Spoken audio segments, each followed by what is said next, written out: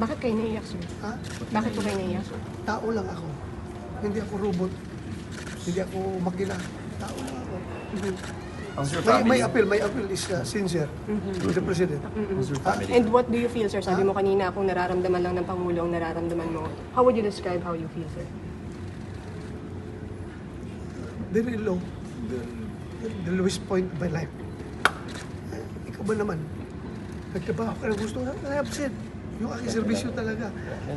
Yung ideals ng PMA, courage, integrity, and loyalty, isinasabuhay ko yan. Lahat ginawa ko. Tapos, ngayon, ganito mangyari sa akin.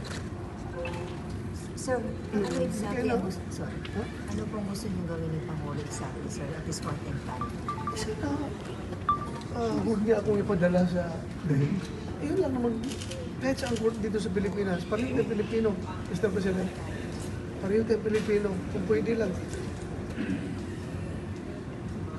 Kung meron akong pananagutan ko dito sa ating local court. Huwag doon sa Banyaga. Huwag doon. Yun ang pag-appeal ko sa kanya. Natatakot ba kayo, sir? Na Ah, baka bigla kayong dalhin, damputin? tao lang naman tayo. Hindi naman tayo.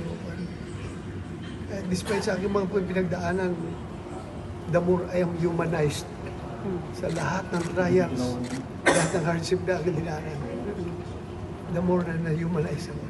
So, sir, anong comment nyo dun sa mga EJK na kinoconnect sa inyo? Allegedly kayo ang behind. Sir, sabi sa warrant po kasi may reasonable grounds daw to believe that you're involved in BDS and That's their point. That's their point.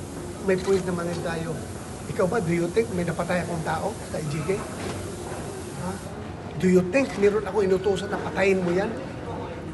Ha? This is all about politics. Ha? Politics ito. Yung Trillanes na galit sa mga Duterte, yung mga makakaliwa, na galit sa pagtira ni Duterte sa mga komunista. At yung Sakim na Martin Romualdez na gusto maging presidente ng Pilipinas, sila ang nag-coordinate itong lahat para pabagsakin ang mga Duterte.